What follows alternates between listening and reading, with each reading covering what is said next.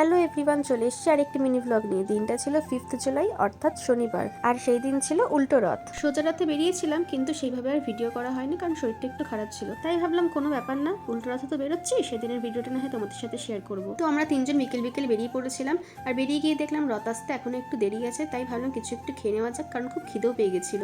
তো যেখান থেকে আলু গপ্পা ঝালমুড়ি খেতে ভালোবাসি সেখানেই চলে আসলাম। আর এসে ওই দেখো, এখানে মা বাবা ফুচকা খাচ্ছিল, আর আমি এখানে আলু গপ্পা ঝালমুড়ি খেলাম। তারপর দেখছিলাম এরকম অনেক বাচ্চা রাস্তায় এরকম রথ টানছিল। তারপর ওখান থেকে আমরা চলে আসলাম পাঁপড় আর জিলিপি কিনতে।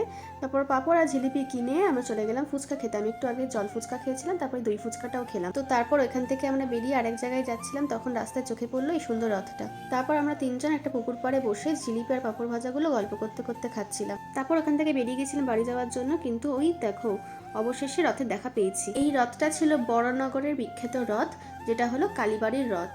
এই রথযাত্রায় অনেক কিছু থাকে। প্রথমে যেরকম অনেকগুলো এইবারে নাগা সন্ন্যাসী ছিল, তারপরে ছিল একটি সুন্দর গাড়ি যার মধ্যে ছিল কিছু মান্যিগুণ্যী মহারাজরা, আর তার সাথে ছিল কিছু ছৌ নাচের দল।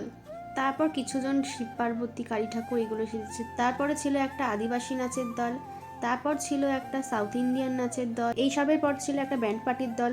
আসলে এটা অনেকটাই শেষের দিকে, এবার ওরা প্রায় বাড়ির পথে চলেই এসেছিল, সেই জন্য সবাই ওদের দলের খুব ক্লান্ত ছিল, তাই খুব একটা ওরা কিছু বাজাচ্ছিল না। সবের শেষে ছিল ডিজের সাথে রথ।